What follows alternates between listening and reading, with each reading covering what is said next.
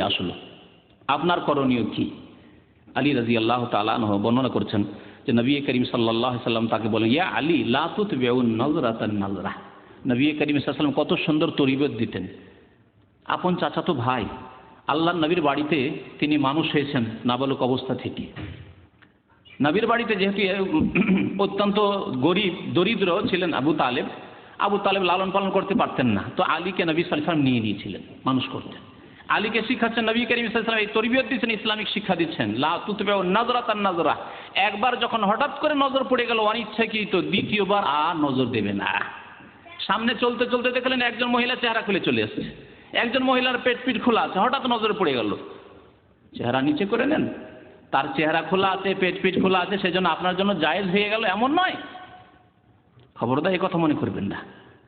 অনেকে মনে করে সে পর্দা করে না তো আমি কি করব, না, আপনার করণীয় হচ্ছে যে আপনি আর তার দিকে নজর দেবেন না। ফাইন্নালাকাল উলা, কারণ প্রথমবার অনিচ্ছাকৃত যে তোমার নজর পড়েছিল এটি তোমার জন্য জায়েজ ছিল, কারণ ইচ্ছা করে তুমি দেখোনি।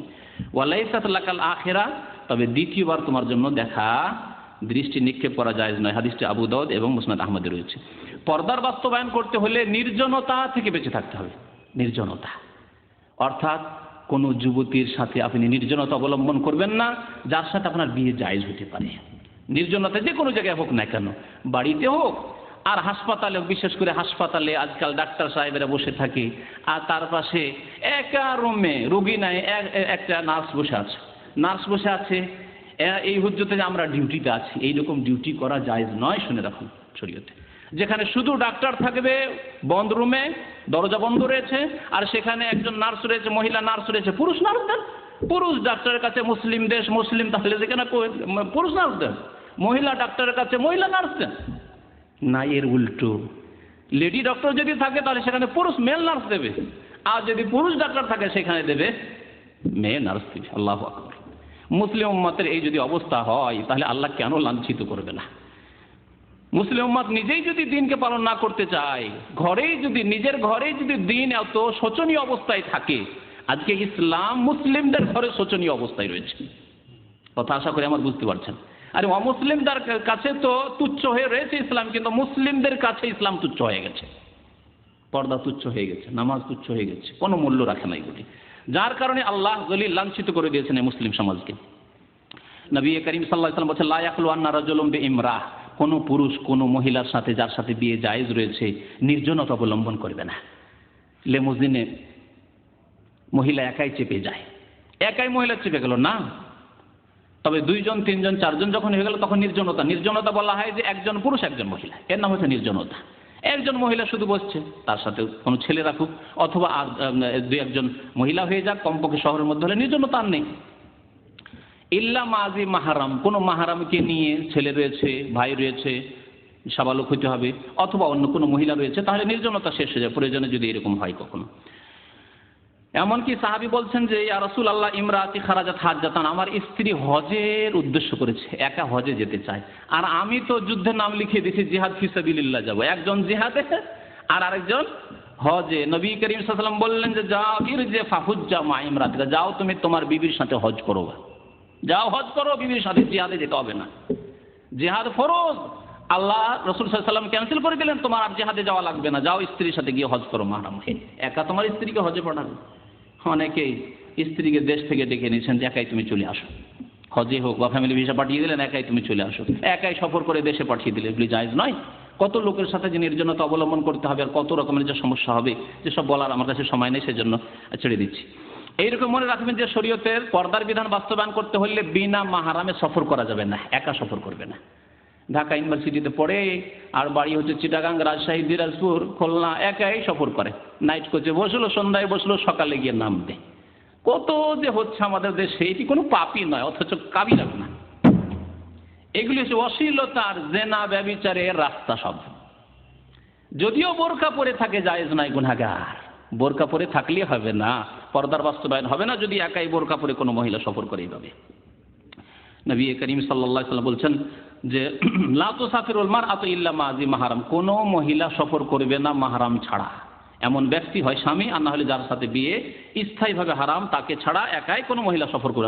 আর যতগুলি ভারত বাংলাদেশে ধর্ষণের ঘটনা হয় তার পিছনে এইরকমই আছে, যে একা মহিলা সফর করছিল, কোথায় একাই ছিল, তাকে দর্শন করেছে, তাই না? মাহরাম থাকবে, স্বামী থাকবে, বা ভাই থাকবে, বাবা থাকবে, আর ধর্ষণ হয়েছে, এইরকম ঘটনা সাধারণত শোনা যায় না। তারপরে যদি ইসলামী বিধানের বাস্তবায়ন করতে হয় পর্দার, তাহলে নারী পুরুষ একই সভায়, একই জায়গায়, একই পার্টিতে, একই স্কুল কলেজে, একই অঙ্গনে, একই প্রতিষ্ঠানে একাকার হয়ে কাজকর্ম করা, একাকার হয়ে খাওয়া দাওয়া করা, একাকার হয়ে চলাফেরা করা, এইসব জায়েজ নয়। নবী করিম সাল্লাল্লাহু আলাইহি ওয়াসাল্লাম নিষেধ করেছেন। একটি হাদিস এই ক্ষেত্রে শোনাই আপনাদেরকে। একদিন নবী সাল্লাল্লাহু আলাইহি ওয়াসাল্লাম মসজিদ থেকে বেরোচ্ছেন। মসজিদে আল্লাহ নবীর জামানায় মহিলারা পিছন দিকে গিয়ে নামাজ পড়তো, মসজিদে যেত মহিলারা। মসজিদ থেকে বেরোচ্ছেন, দেখছেন ফাখতালাতার রিজালু মা আন-নিসা, মহিলারা বেরিয়েছে আর কিছু পুরুষ রয়েছে, এদের স্বভাব রয়েছে তাড়াতাড়ি করে সালাম ফিরে বের হওয়া। এরা তাড়াতাড়ি করে বেরিয়েছে, আর মহিলারা একটু দেরি করেছে। এমনিতে চলতে তারা ধীরে চলে, একাকার রাস্তাতে একাকার হয়েছে, মহিলাও যাচ্ছে রাস্তা দিয়ে আর পুরুষও যাচ্ছে। নবী করিম সাল্লাল্লাহু আলাইহি ওয়াসাল্লাম সেই দিন একটু তাড়াতাড়ি বেরিয়েছিলেন, দেখলেন যে এই অবস্থা।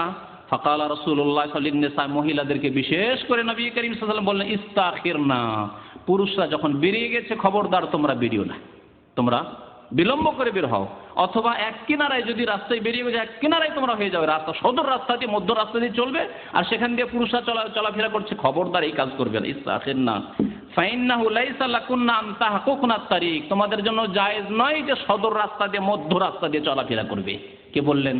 নবী করিম সাল্লাল্লাহু আলাইহি ওয়াসাল্লাম। আলাইকুন্না, আরো তাকিদের সাথে বলছে, আলাইকুন্না বিহাফাতিত তারিক, তোমরা রাস্তার কিনারা কিনারা সেটে চলবে, রাস্তার কিনারা দিয়ে চলবে। ফাকানাতিল মারআতু তালতাসিকু বিল জিদার, নবী সাল্লাল্লাহু আলাইহি ওয়াসাল্লামের এই কথা বলার পরে সাহাবী মহিলারা এমন ভাবে কিনারা হয়ে রাস্তা দিয়ে হাঁটতেন যে দেয়ালের সাথে দেয়ালে কাঁটা রয়েছে, খড়ি রয়েছে, এগুলিতে গিয়ে খেজুরের কাঁটা রয়েছে, খেজুরের ডাল রয়েছে, তাতে কাপড় চোপড় লেগে যেত। হাত্তা ইন্না তাওবাহা লা ইয়াতাআল্লাকু বিল জিদার মিন লুসুকিহি, এমন ভাবে তারা পর্দার সাথে চলতেন। তাহলে এগুলি হচ্ছে পর্দার অন্তর্ভুক্ত, যেগুলি পালন করতে হবে। যে কথাটি বলতে চান খুব সংক্ষেপে বলি, তা হচ্ছে পর্দার, শরীয়তি পর্দার শর্ত 8টি শর্ত রয়েছে। প্রথম শর্ত হচ্ছে যে গোটা শরীর ঢাকা থাকতে হবে মহিলাদের, যখন বাইরে বেরোবে বা অপর পুরুষের সামনে হবে, কোনো রকমের অলংকার, যারা শরীরের হোক বা অন্য কোনো অলংকার হোক, যাতে করে বের না হয়। দ্বিতীয় হচ্ছে যে আল্লাহ ইয়াকুনা যিনাতান ফি নাফসি, যে কাপড়টি দিয়ে ঢাকা আছে ওপরে, সেটি যাতে করে সাজসজ্জিত না হয়। আজকালকার যেমন বোরকা বেরিয়েছে, এখানে ফাসেকদের বোরকা, কি বোরকার উপরে আবার এমব্রয়ডারি নকশা করা রয়েছে, মনে হচ্ছে আকাশ, আর আকাশে চাঁদনি রাত, পূর্ণিমার রাত, আর তাতে অনেক তারকা, আর ওই আপনার চাঁদ, তাই না? জায়েজ নাই, এতে আরো আকর্ষণ বাড়িয়ে দিচ্ছে, বোরকা পরে আছে আকর্ষণ বাড়িয়ে দিচ্ছে। সুতরাং এইরকম যাতে না হয়। এমন রঙিন কালো রং, তাতে আকর্ষণ নেই, কিন্তু যদি লাল রঙের বোরকা হয়, জি, সবুজ রঙের বোরকা হয়, তাতে আকর্ষণ আরো বাড়িয়ে দেবে। তো এমন রঙের হতে হবে না যাতে আকর্ষণ হয়। তৃতীয় শর্ত হচ্ছে যে কাপড় মোটা কাপড় হতে হবে, এত পাতলা কাপড় না হয় যাতে করে শরীরের অঙ্গ প্রত্যঙ্গ প্রকাশ পেয়ে যাচ্ছে। যেমন শাড়ি, ইন্ডিয়া বাংলাদেশে যেসব শাড়ি রয়েছে, সেসব শাড়ি দিয়ে যদি বোরকা তৈরি করা হয়, পর্দা হবে? কখনো পর্দা হবে না। মোটা কাপড় দিয়ে পরে যে বোরকা তৈরি করতে হবে, হিজাব করতে হবে। চতুর্থ শর্ত হচ্ছে যে কাপড় যেটা বোরকার হবে সেটা কোষাদা হবে, প্রশস্ত হবে, ঢিলা ঢালা হবে, এমন ঢিলা ঢালা হবে যাতে অঙ্গ প্রত্যঙ্গের উঁচ নিচ বোঝা না যায়, মোটা রয়েছে মহিলা না পাতলা রয়েছে, কোনখানে কতটা উঁচা নিচা রয়েছে। আজকাল যে বোরকা তৈরি হচ্ছে, সুবহানাল্লাহ, ডান বাম সামনে পিছনে কত ইঞ্চি কোথায় রয়েছে, আপ ডাউন রয়েছে, সবকিছুই বোঝা যাচ্ছে। এটি পর্দা নয়, বোরকা নয়। যদিও কালো রং, সেই জন্য তার নাম বোরকা দিয়েছে, এর নাম শরীয়তি বোরকা নয় এবং শরীয়তি লিবাস নয়, হিজাব নয় এর নাম। 5 নম্বরের শর্ত হচ্ছে যে যাতে করে সুগন্ধি না থাকে, ঢিলা ঢালাই পোশাক পরে আছে আর পর্দা খুব সুন্দর করে আছে, কিন্তু আতর মেখে এমন ভাবে যাচ্ছে রাস্তা দিয়ে যাচ্ছে আর পুরুষরা সেন্ট পাচ্ছে, জায়েজ নাই। আতর মেখে কোনো মহিলা আতর ব্যবহার করে যাতে সুগন্ধি রয়েছে, সুগন্ধি ছড়ায়, যদি রাস্তায় বেরোয়, নবী সাল্লাল্লাহু আলাইহি ওয়াসাল্লাম বলেছেন ফাহিয়া কাযা ওয়া কাযা জানিয়া, সে ব্যভিচারকারিনী, আকৃষ্টকারিনী, সে অন্যকে পুরুষদেরকে আকৃষ্ট করলো, জায়েজ নাই, জানিয়া হবে, জেনার গুনাহ হবে, নবী সাল্লাল্লাহু আলাইহি ওয়াসাল্লাম বলেছেন। 6 নম্বরের শর্ত হচ্ছে যে মহিলারা যে বোরকা পরবে বা হিজাব করবে, এটি পুরুষের লেবাসের মতো না হয়। আজকাল যেমন তোপ চলছে, যে জুব্বা আছে, জুব্বার মতো যদি কোনো মহিলা, আজকাল আরব দেশে সাদা জুব্বা আছে, সাদা জুব্বা যদি ঢিলা ঢালা করে হিজাবের মতো, তাহলে পুরুষদের সাথে সাদৃশ্যতা হবে। তারপর পুরুষের সাথে সাদৃশ্যতা, আমাদের দেশে আজকাল স্কুল কলেজ ইউনিভার্সিটিতে জিন্স প্যান্ট আর গেঞ্জি, এসব যে পড়া শুরু করেছে, এগুলি হচ্ছে পুরুষদের লেবাস। এর উপরে লানত করেছেন নবী করিম সাল্লাল্লাহু আলাইহি ওয়াসাল্লাম, অভিশাপ রয়েছে। পুরুষদের লেবাস যাতে যদিও ঢিলা ঢালা হয় তবু পুরুষের লেবাস হলে জায়েজ নয়। এইরকমই কাফেরদের লেবাস না হয়। 7 নম্বরের শর্ত হচ্ছে কাফের লেবাস না হয়, কাফের মহিলারা পরে, তাদের ধর্মীয় পেশা পোশাক হোক আর ধর্মীয় না হোক দেশাচার কাফের মহিলারা পরে, আর ওই রকমই লেবাস যদি পরে পুরুষরা তাহলে জায়েজ হবে না। 8 নম্বরের শর্ত হচ্ছে যে এমন লেবাস না হয় যেটি একেবারে প্রসিদ্ধ লেবাস, সবাই শুধু তাকাবে দেখে। তার মানে এই না যে আমাদের দেশে হয়তো শতকরা একজন বোরকা পরছে আর সবাই তাকাচ্ছে না, সেজন্য বোরকা ছেড়ে দেবে তা না, বোরকা অবশ্যই পড়বে, যেটা ঢিলা ঢালা শরীয়তি লেবাস তাদের। কিন্তু এমন কোনো নতুন লেবাস পরে আসলো যেটি দেশে নেই, আফ্রিকার লেবাস যদি বাংলাদেশে পরে তাহলে সবাই তাকাবে, তাই না? তো আফ্রিকার লেবাস দেখেছেন কি নকশাওয়ালা, কি পুরুষদের হোক আর মহিলাদের, তাদের কাপড়ই হচ্ছে নকশাওয়ালা কাপড়। যারা দেখেছেন আফ্রিকানদেরকে হজের মৌসুমে বিশেষ করে দেখতে পাবে। তো এইরকম লেবাস জায়েজ নয়। তো এই শর্তগুলিকে খেয়াল রেখে হিজাব পালন করতে হবে। আল্লাহ যেন আমাদেরকে নেক আমলের তৌফিক দান করেন, বিশেষ করে হিজাবের যেন আল্লাহ বাস্তবায়নের আমাদেরকে তৌফিক দান করেন। আমাদের মহিলাদেরকে আল্লাহ তৌফিক যেন দান করেন, তাদের অন্তরে ঈমান এবং তাকওয়া যেন আল্লাহ দান করেন। আল্লাহ পাক রব্বুল আলামিন আমাদের অতীতের গুনাহ খাতা ভুল ত্রুটি যেন মাফ করে দেন। রব্বানা আতিনা ফিদ দুনিয়া হাসানা ওয়া ফিল আখিরাতি হাসানা ওয়া কিনা আযাবান নার। সাল্লাল্লাহু আলা নবিয়িনা মুহাম্মদ ওয়া আলা আলিহি ওয়া সাহবিহি আজমাইন। ঈদ উল ফিতর এবং ঈদ উল আজহা ছাড়া যে দিবসগুলি পালন করা হচ্ছে আন্তর্জাতিক ক্ষেত্রে হোক আর কোনো দেশেই হোক জায়েজ নয়, সবগুলি বিদআত, সবগুলি বিদআত। ঈদ উল ফিতর ঈদ উল আজহা ছাড়া যদি ঈদে মিলাদুন নবী বিদআত হয়ে যায় তাহলে এগুলি ভাষা শহীদ ভাষা দিবস, অমুক দিবস, তমুক দিবস, এই সবগুলি বিদআত। জি, সবগুলি বিদআত, জায়েজ না।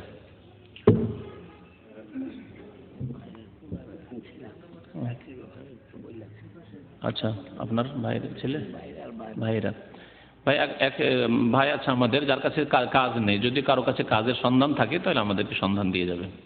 চাকরির প্রয়োজন রয়েছে, একজন ফ্রি বসে আছেন, যদি কারো কাছে কাজের কোনো সন্ধান থাকে তাহলে কাজের খোঁজটা দিবেন আর কি। এত ছোট পড়া তো পড়তে পারা যাবে না। দেখেন তো কি আছে। তো এটা থেকে গুনাহগার হবে কিনা এরকম জিজ্ঞাসা না আসাই উচিত, আসলে এরকম আইনেতে না আসাই উচিত। তবে এটা এই ধরনের পাপ নয় যেটা একবারে খুব বড় ব্যাপার সবার, কারণ এগুলো এর শরীয়তে এমন কোনো যুক্তিও নাই। যদি অপরাধ না করে যায়, হ্যাঁ অপরাধ করে যায়, কোনো কেসে ধরা খেয়ে গেছে, তাহলে বলবো যে অবশ্যই জায়েজ না, কারণ সরকার তাকে চায় না এই দেশে। আর এটা এমনি আইন তৈরি করা আছে। কফিল এনওসি দিলেই তো আসতে দিত, কফিল হয়তো তো সম্পর্ক খারাপ সেই জন্য এনওসি দিচ্ছে না, আসলে লোক ভালো, সেই জন্য এমন বলা যাবে না যে একবারে জায়েজ নয়। যে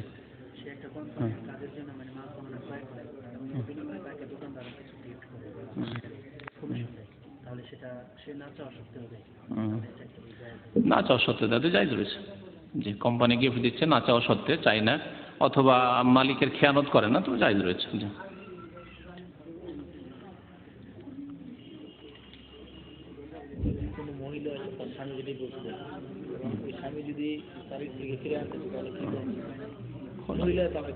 তালাক দিয়ে তালাক হয় না, মহিলার তালাক হয় না, মহিলার তালাক, মহিলার তালাক কোনো তালাক নাকি? মহিলার হাতে তালাক। قال رسول الله صلى الله عليه وسلم لأن يهدي الله بك رجلا واحدا خير لك من حمر النعم